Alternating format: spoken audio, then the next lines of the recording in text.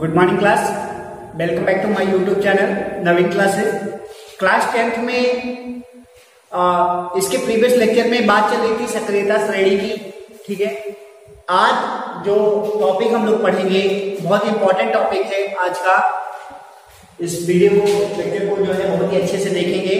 आज का टॉपिक है बेटा धातु धात आघात चैप्टर चल रहा है, चैप्टर नंबर 3। और इस चैप्टर के अंतर्गत आज जो हम टॉपिक पढ़ने जा रहे हैं वो है धातु कण। ये पढ़ना है धातु कण। तो इसको पढ़ने के पहले थोड़ी सी हम चर्चा कर लेते हैं। तो क्या बताया जो है धातु कण के अंतर्गत क्या होगा, एस का जो है एस के बारे में हम थोड़ा सा जानकारी कर लेते हैं। तो अयस्क क्या होते हैं?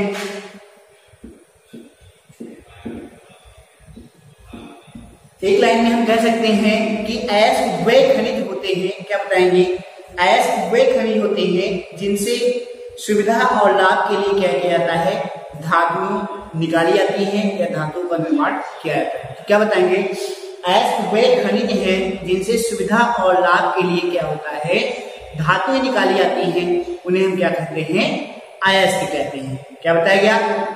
अयस्क वे खनिज है जिनसे सुविधा और लाभ के लिए धातुएं निकाली जाती हैं। अब देखेंगे खनिज क्या होता है। क्या देखेंगे? खनिज क्या होता है? खनिज किसे कहते हैं? मिनरल्स किसे कहते हैं? तो वे वस्तुएं या वे पदार्थ जो क्या होते हैं, पृथ्वी के नीचे पाए जाते हैं। क्या बताएंगे? वे पदार्थ जो पृथ्वी के नीचे दबे हुए पाए जाते हैं, इनको हम क्या बोलते हैं? खनिज बोलते हैं। इनको क्या बोलते हैं? खनिज बोलते हैं। या ऐसे कह सकते हैं कि all the types of things who are present in the soil is called minerals. क्या बताया गया? All the types of things who are present in the soil is called minerals. मतलब खनिज वे पदार्थ होते हैं जो क्या होते हैं, पृथ्वी के नीचे पाए जाते हैं या मिट्टी के नीचे पाए जाते हैं। तो ये तो बात हो गई खनिज की, अयस्क की। तो अयस्क में हमने क्या बताया कि अयस्क वे खनिज होते हैं जो क्या होते हैं, जिनसे सुविधा और लाभ के लिए धातुएं निकाली जाती हैं। और खनिज में क्या बताया कि खनिज वे पदार्थ होते हैं जो क्या होते हैं, पृथ्वी के नीचे, मिट्टी के नीचे जो है पाए जाते हैं। उनको हम क्या बोलते हैं? खनिज बोलते हैं। फिर आगे बताएंगे जो अयस्क हैं, अयस्क मुख्य रूप से 4 प्रकार के होते हैं। अयस्क मुख्य रूप से 4 प्रकार के होते हैं।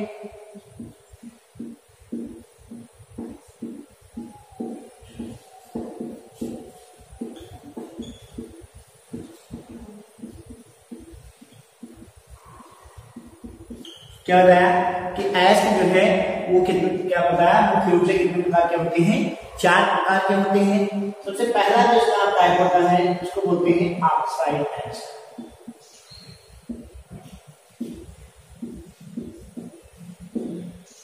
सबसे पहला पॉइंट क्या हो गया? ऑक्साइड अयस्क पहला प्रकार हो गया इसका। दूसरे प्रकार में बताएंगे कार्बोनेट अयस्क।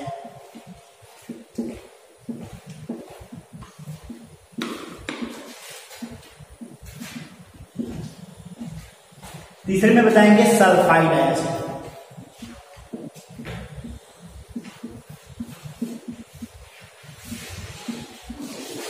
और चौथा जो इसका प्रकार होता है वो उसको बोलते हैं हैलाइड अयस्क।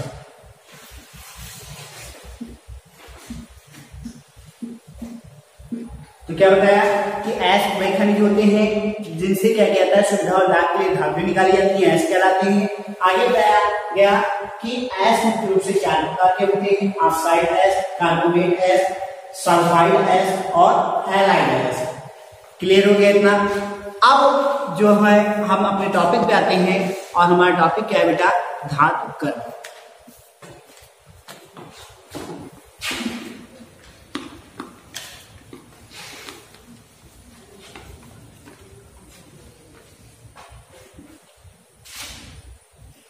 तो धातु कण में क्या बताएंगे? धातु कण क्या होता है? तो इसमें बताएंगे कि अयस्क से, क्या बताएंगे, अयस्क से शुद्ध धातु प्राप्त करने के लिए जिन भौतिक तथा रासायनिक प्रक्रमों का प्रयोग किया जाता है वो क्या कहलाते हैं, धातुकर्म कहलाता है। क्या बताया गया कि अयस्क से शुद्ध धातु प्राप्त करने के लिए, जो अयस्क है उससे क्या करेंगे, उससे शुद्ध धातु प्राप्त करने के लिए जिन भौतिक तथा रासायनिक प्रक्रमों का प्रयोग किया जाता है, इस क्रिया को हम क्या कहते हैं, धातुकर्म कहते हैं।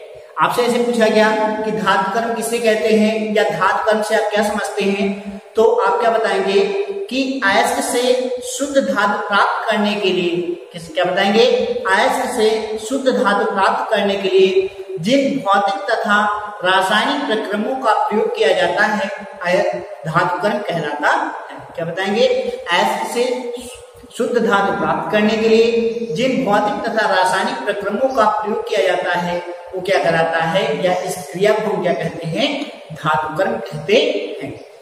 आगे बताएंगे जो धातुकर्म होता है यह निम्न जो है 3 प्रकार का होता है। कितने प्रकार का होता है, 3 प्रकार का होता है।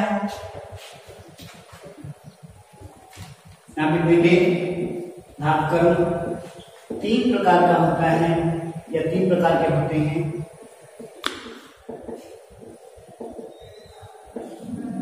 सबसे पहले पॉइंट में बताएंगे अयस्क का सांद्रण। बहुत ही अच्छे से देखिए वीडियो को, बहुत ही इंपॉर्टेंट टॉपिक चल रहा है, हर बार निश्चित रूप से बोर्ड एग्जाम में पूछा जाता है। तो सबसे पहला पॉइंट बताएंगे धातुकर्म में अयस्क का सांद्रण।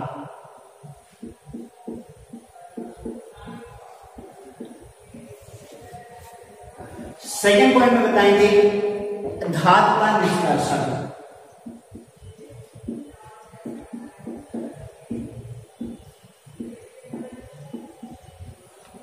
और इसका जो थर्ड पॉइंट होता है वो होता है धातु का शोधन।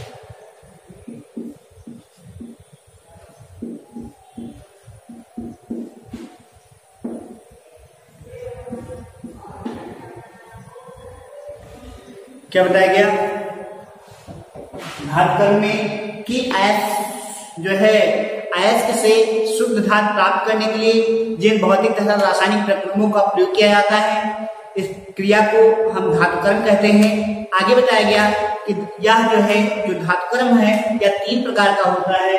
नंबर 1 अयस्क का सांद्रण, नंबर 2 धातु का निष्कर्षण, नंबर 3 धातु का शोधन। मतलब अयस्क के सांद्रण में क्या बताएंगे कि इसमें क्या होता है कि जो अयस्क होता है तो उसको क्या किया जाता है, उससे हम क्या करते हैं, शुद्ध धातु जो है उसको अयस्क को क्या करते हैं, बारीक टुकड़ों में पीस लेते हैं। फिर क्या करते हैं, उससे जो है उसको बारीक टुकड़ों में पीसने के बाद उससे क्या करते हैं, धातु को अलग करते हैं। धातु निष्कर्षण में क्या हो जाएगा, धातु निष्कर्षण में जो बारीक हम अयस्क को पीसते हैं उससे क्या करते हैं, धातु को निकालते हैं। और धातु को निकालने के बाद में सबसे लास्ट पॉइंट में क्या है, धातु का शोधन। फिर निकली हुई धातु का हम क्या करते हैं, शोधन करते हैं। तो एक एक के बारे में आप विस्तृत रूप से पढ़ेंगे। सबसे पहले पढ़ेंगे अयस्क का सांद्रण। क्या पढ़ेंगे, अयस्क का सांद्रण। धातु 3 प्रकार का होता है। तो सबसे पहले हेडिंग डालेंगे अयस्क का सांद्रण। अब देखेंगे अयस्क का सांद्रण क्या होता है, किस तरीके से अयस्कों का सांद्रण किया जाता है, इसके बारे में देखेंगे। तो क्या बताएंगे कि अयस्क खानों से निकाले जाते हैं। आपको अभी बताया गया कि अयस्क जो है कहां से निकाले जाते हैं, खानों से निकाले जाते हैं। तथा इनमें क्या होता है, जब ये खानों से निकाले जाते हैं तो इनमें बहुत से जो है अधातु या मैट्रिक्स मिले होते हैं। ठीक है, अधातु या मैट्रिक्स मिले होते हैं, जिन्हें क्या करते हैं, अयस्कों से अलग करने के लिए इसकी विधि का प्रयोग करते हैं या सांद्रण विधि का प्रयोग करते हैं। मतलब क्या बताया गया कि अयस्क खानों से निकाले जाते हैं, तथा इनमें क्या होते हैं, जब ये खानों से निकाले जाते हैं तो इनमें बहुत से अधातु या मैट्रिक्स मिले होते हैं, जिन्हें क्या करते हैं, अयस्कों से अलग करने के लिए या अलग करने की विधि को हम क्या बोलते हैं, अयस्क का सांद्रण कहते हैं। क्लियर हो गया अयस्क का सांद्रण। अयस्क के सांद्रण में क्या बताएंगे कि अयस्क खानों से निकाले जाते हैं। जब अयस्क खानों से निकाले जाते हैं तो इसमें क्या होता है, इस अयस्क में बहुत से अधातु या मैट्रिक्स मिले होते हैं। इन अधातु या मैट्रिक्स को अलग करने के लिए इस विधि का प्रयोग किया जाता है। उसी को हम क्या बोलते हैं, अयस्क का सांद्रण कहते हैं। क्या बताएंगे, इसको क्या कहते हैं, ऐश का सांद्रण कहते हैं। आगे बताएंगे कि ऐश के सांद्रण के लिए बड़े बड़े ऐश के टुकड़ों को क्या करते हैं, पीस लेते हैं।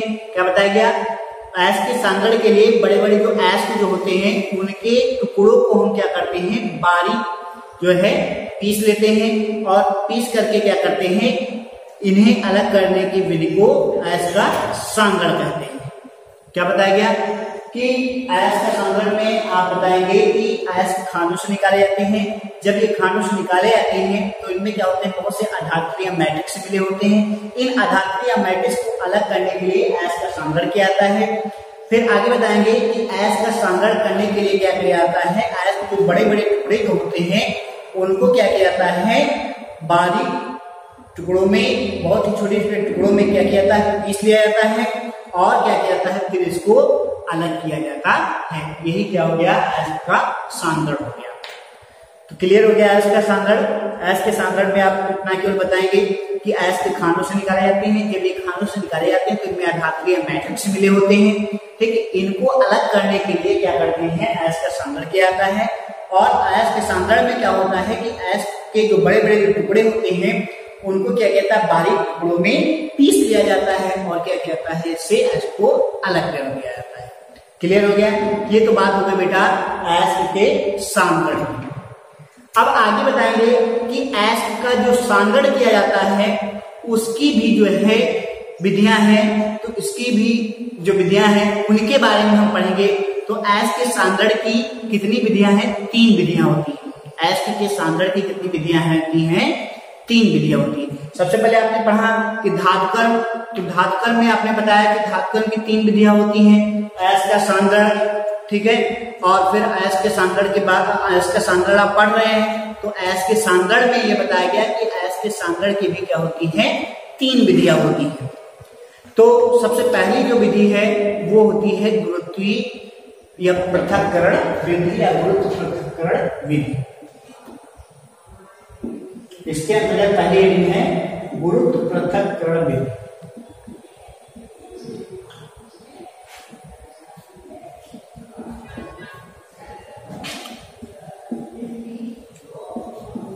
अभी तक आपको कितना बताया गया, मैं समझ रहा हूं कि आपको समझ में आ रहा होगा। धातुकर्म हमने बताया, धातुकर्म में बताया कि ऐश से शुद्ध धातु प्राप्त करने के लिए जिन भौतिक तथा रासायनिक प्रक्रमों का प्रयोग किया जाता है धातुकर्म कहलाता है। आगे बताया कि धातुकर्म 3 प्रकार का होता है, ऐश का सांद्रण, धातु का निष्कर्षण और धातु का शोधन। फिर हम पढ़ रहे हैं ऐश का सांद्रण। तो ऐश के सांद्रण में हमने बताया कि ऐश को जो है जब खानों से निकाला जाता है तो इसमें बहुत से आधात्रिय मैट्रिक्स मिले होते हैं, जिन्हें क्या किया जाता है, अलग करने के लिए जो है ऐश का सांद्रण किया जाता है। और क्या किया जाता है इसमें कि ऐश के जो बड़े बड़े जो टुकड़े होते हैं उनको क्या कहता है, बारीक टुकड़ों में पीस लिया जाता है, और क्या कहता है, जिससे ऐश का सांद्रण किया जाता है, या इससे जो है ऐश का सांद्रण कहते हैं इसी को। फिर आगे बताया गया कि ऐश के सांद्रण की 3 विधियां होती हैं।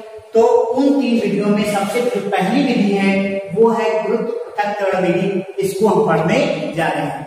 तो गुरुत्व पृथक्करण विधि में क्या होता है, देखेंगे कि इस विधि में या इस विधि द्वारा क्या बताएंगे कि इस विधि द्वारा भारी ऐश, जो गुरुत्व पृथक्करण जो विधि होती है इसमें क्या होता है कि इस विधि द्वारा भारी ऐश जैसे स्टेनस ऑक्साइड हो गया, भारी ऐश क्या हो गया, जैसे स्टेनस ऑक्साइड, ये SnO2, ये क्या है बेटा, स्टेनस ऑक्साइड है। ये क्या है, ऐश। ऐश कैसा है, ये भारी ऐश है, स्टेनस ऑक्साइड है। तो क्या बताएंगे कि इस विधि द्वारा भारी ऐश के जैसे स्टेनस ऑक्साइड तथा फेरिक ऑक्साइड, क्या बताएंगे, स्टेनस ऑक्साइड तथा फेरिक ऑक्साइड का सांद्रण किया जाता है। क्या बताएंगे, इस विधि द्वारा जो है भारी ऐश के जैसे stannous oxide, ferric oxide, Fe3O4, इनका जो है क्या किया जाता है, सांद्रण किया जाता है। इस विधि में ऐश के पीसे हुए टुकड़ों को क्या करते हैं, खौलते हुए पानी में डाल दिया जाता है। क्या बताएंगे कि इस विधि में जो ऐश के जो टुकड़े थे, जो उनको क्या किया था, जो बारीक टुकड़ों में पीस लिया गया था, तो उस जो बारीक जो चूर्ण बना होता है तो उसको क्या करते हैं, खौलते हुए पानी में हम डाल देते हैं, या खौलते हुए पानी में हम क्या करते हैं, मिला देते हैं। जो अशुद्ध जो पदार्थ होते हैं, जब पानी में उस चूर्ण को, जो बारीक जो टुकड़े पिसे हुए होते हैं, उनको क्या करते हैं, जब हम पानी में मिला देते हैं तो उनमें जो अशुद्ध जो पदार्थ होता है वो पानी में घुल जाता है। क्या बताया गया, जब उस बारीक चूर्ण को हम पानी में, खौलते हुए पानी में मिलाते हैं तो उस चूर्ण में जो अशुद्ध पदार्थ होता है वो क्या होता है, पानी में डिजॉल्व हो जाता है, घुल जाता है, तथा जो है जिसका घनत्व जो अधिक होता है वो क्या होता है, उस पानी में नीचे बैठ जाता है, तथा कम घनत्व वाला जो पदार्थ होता है वो क्या होता है, ऊपर बैठ जाता है, जो है पानी के ऊपर आ जाता है। क्या बताएंगे कि जब बारीक चूर्ण को हम क्या करते हैं, खौलते हुए पानी में जब मिलाते हैं तो जो अशुद्ध पदार्थ जो उस पाउडर में होता है, जो पिसे हुए उसमें जो है, इसमें जो अशुद्ध पदार्थ होता है वो पानी में घुल जाता है, तथा जो जिसका घनत्व कम होता है वो क्या होता है, नीचे बैठ जाता है, तथा जो जिसका घनत्व अधिक होता है वो क्या होता है, पानी के ऊपर आ जाता है। इस तरह से हम क्या करते हैं, इनको अलग कर देते हैं। मतलब ये बताया गया कि जो है कम घनत्व वाला जो है वो पानी के ऊपर आ जाता है, और जो जिसका घनत्व अधिक होगा वो क्या होगा, पानी के नीचे हो जाएगा। तो इस तरीके से क्या होगा, जो अशुद्ध था वो पानी में घुल गया, जिसका घनत्व अधिक था वो पानी के नीचे आ गया, और जिसका घनत्व कम था वो क्या हुआ, पानी के ऊपर आ गया। इस तरीके से हम क्या करते हैं, इसको अलग अलग कर लेते हैं। तो आज की वीडियो में बस इतना ही। आगे हम लोग कल पढ़ेंगे आज के सांद्रण की सेकंड विधि, झाग प्लवन विधि। आज के लिए बस इतना ही। Thank you class.